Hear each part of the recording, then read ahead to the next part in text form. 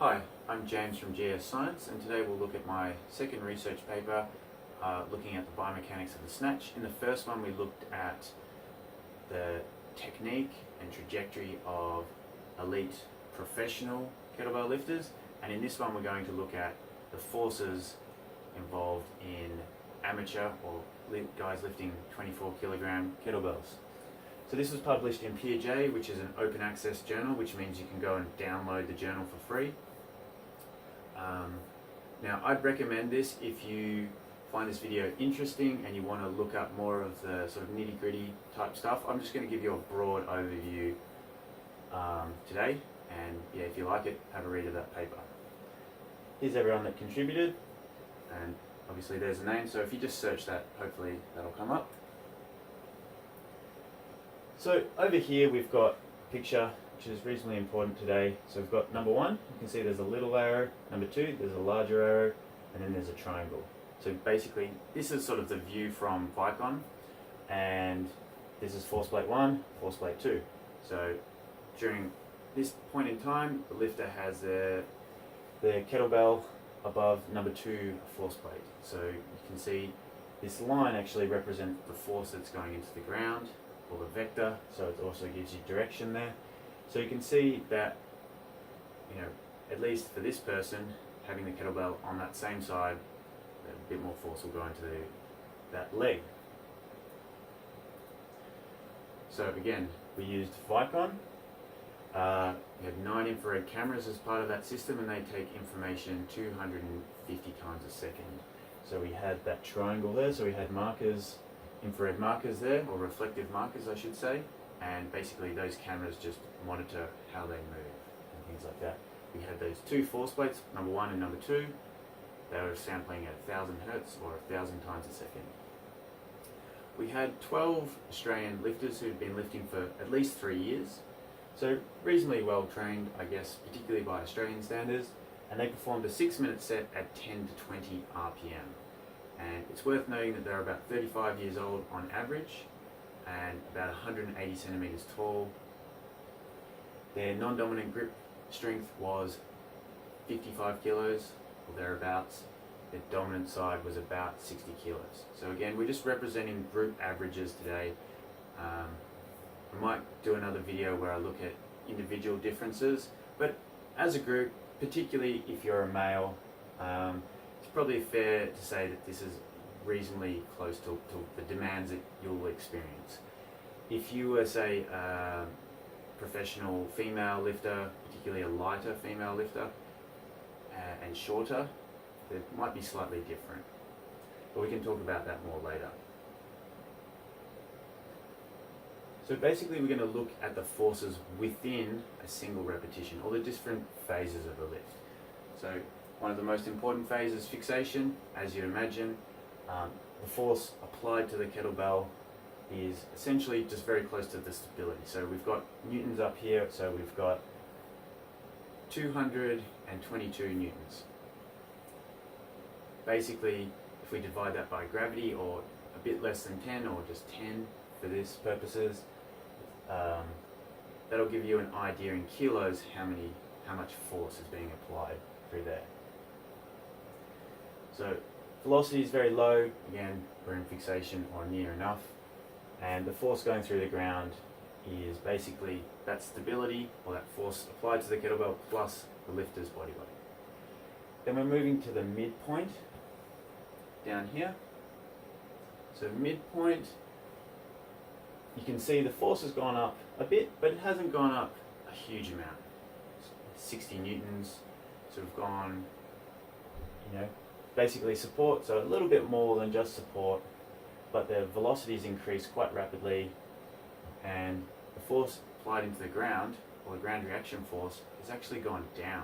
So essentially moving from our overhead position, we're sort of, kettlebell's weightless and it's not, we don't have to support it, obviously it's moving down.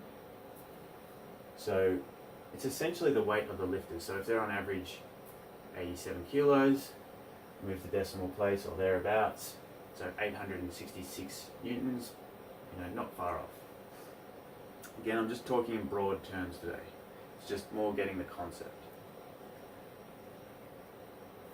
So after this midpoint, we get to the point of peak velocity. So there's where the kettlebell's moving its quickest. We can see there is a marked increase in the force here. So we've gone up from 284 newtons on average to 466 newtons on average. So roughly 46 kilos, thereabouts. Velocity's increased a bit, 3.8 meters per second. Ground reaction force has increased quite a lot though. So we're really starting to apply some force into the ground in addition to our own weight. Then we've got our point of maximum deceleration, so the force that we're applying to the kettlebell, where we're really starting to decelerate that through our upper body. So that's about 814 newton. Depending on your size, 80-ish kilos, thereabouts. Over for velocity, we're seeing that starting to come down, close to 3 meters per second, and the ground reaction force is starting to increase quite a bit, so we're applying more force into the ground. So in this one, you can see the force has gone down, 775 newtons.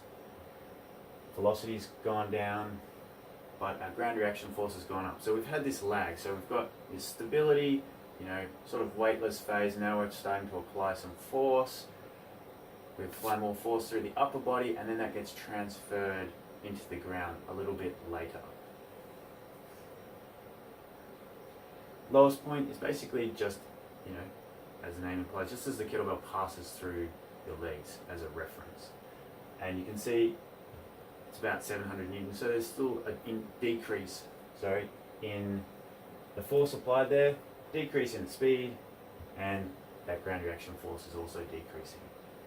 So we've done most of the work as it's passing through our legs, still applying quite a bit of force though, but now we've got this sort of little upswing at the end, and a lot of people sort of talk about that pendulum sort of phase. So this will give you an insight into why it could actually be quite useful. So you can see that the force here is quite, there's a marked reduction in that. Again, the velocity, as you'd expect, at that point, just at that perfect point where it moves between the two, it'll be still. And over here, the force applied into the ground is quite reduced. So it's not quite at that sort of just standing around doing nothing, but there's a bit of stability going on, but essentially we've got this moment of rest. So, in addition to fixation, if you use that pendulum-like swing within your snatch, you'll get that moment of rest. So that's sort of the main concept we're trying to get across here. Alright, so now we've got the upwards phase. Moving from this end of the backswing, which we just discussed. So quite rapidly, 0.3 of a second later, it's gone from essentially supporting the kettlebell to 788 newton. So it's rapidly increased. Velocity's gone from almost 0 to almost 3 meters per second, and we've gone from a little bit of stability to 1,700 newton. Again, move the decimal place 1, gives you a rough idea of the kilos being applied into the ground. Okay, so now it's worth noting here that our lowest point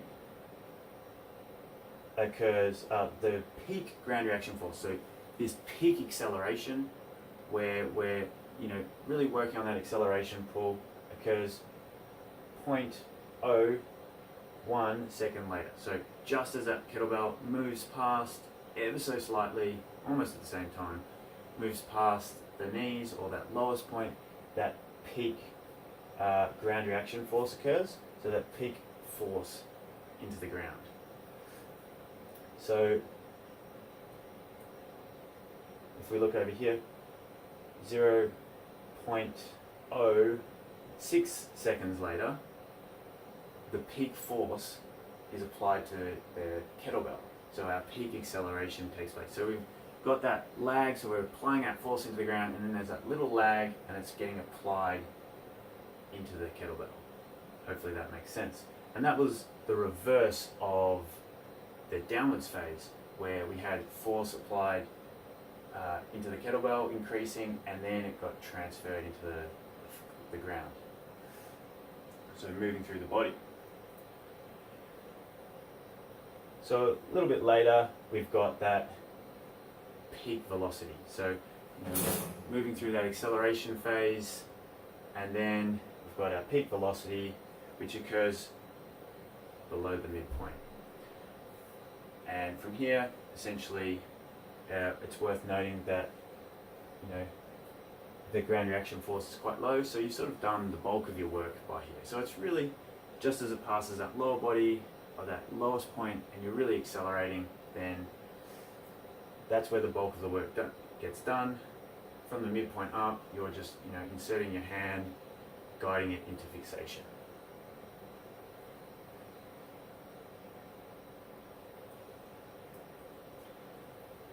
So in this graph, or this table I should say, just gives you a bit of an idea for the relative amount of force. And on those two previous examples, I combined force plate 1 and force plate 2.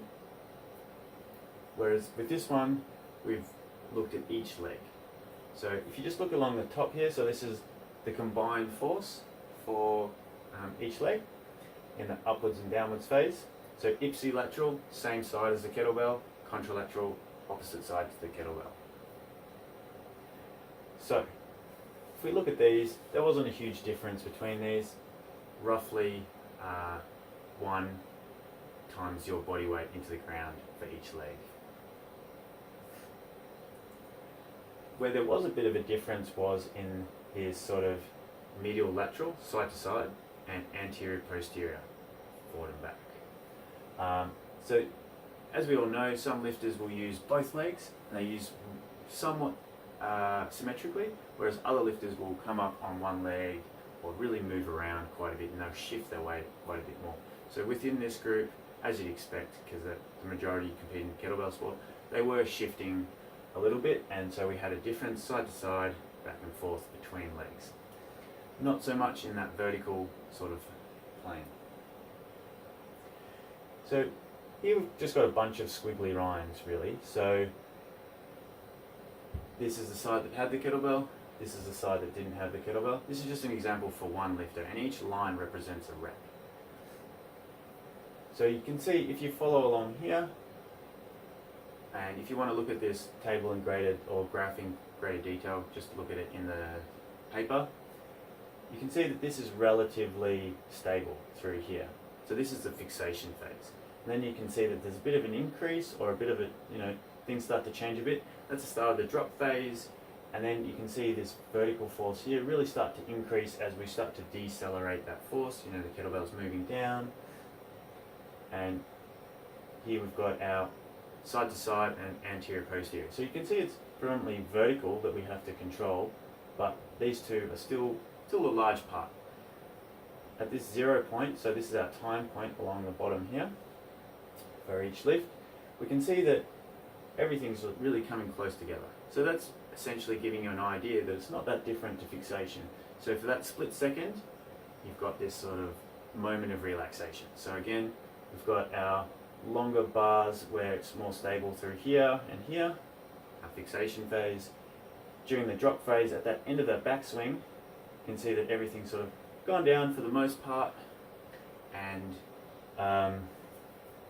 it gives us that moment of rest, or relative rest, but that's just a really short period of time.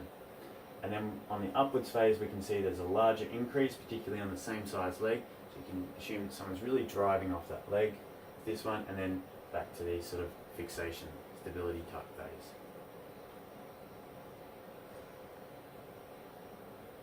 Okay, so within this table, we look at the average of the first 14 repetitions, and we compare them to the last 14 repetitions. And it's almost like first minute to last minute. I think the average RPM was slightly higher than that within the group, but not too much.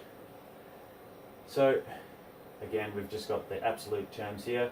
So if we look here, that side to side force is much less than that anterior posterior, and that anterior posterior is much less than the vertical force.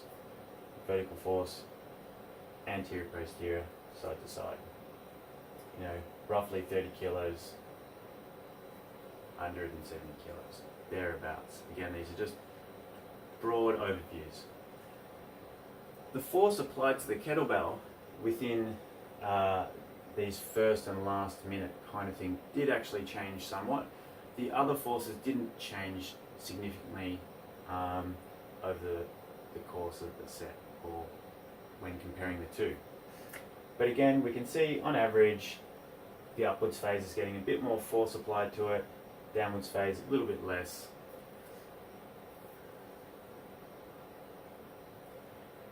So practical applications for this could be, say if you're, well, first and foremost, use each leg differently, particularly with kettlebell sports sort of style. You've got that pendulum-like motion. Fixation gives you your longer rest, but then if you use that pendulum sort of swing, you can take advantage of that little moment of rest. Peak force, you know, could be, you know, depending on the lifter, 800, 900 newtons, maybe a bit less if you're a bit shorter. So when you think about it, the kettlebell, it's about 3.5 times thereabouts the 24 kilo for force. And I was lucky enough to do some research with 32s, and we didn't publish that in this, but that was up around the 900 to 1,000. So you're almost like, okay, it is more, but it's not exponentially as much. So it could almost be like 3 times thereabouts. Again, rough guidelines. So 24s 3.5, 32s 3 times ish. Maybe 16s, which I haven't looked at, could be closer to 4 times, because you can accelerate it more aggressively, especially if you're trying to pump out really fast RPMs. And just lastly, especially when you consider that relative force going through the ground, say if you've got a running injury and you're trying to maintain your aerobic base or doing some conditioning, maybe the kettlebell is a good option because you're getting 1 times your body weight through the ground. Whereas if you're running, depending on your cadence, stride length, you know, all that sort of stuff, technique of course, it could be 3, 4, 6 times your body weight going through the ground. So obviously kettlebell training might be a slightly nicer option there. Okay guys, I hope you enjoyed that.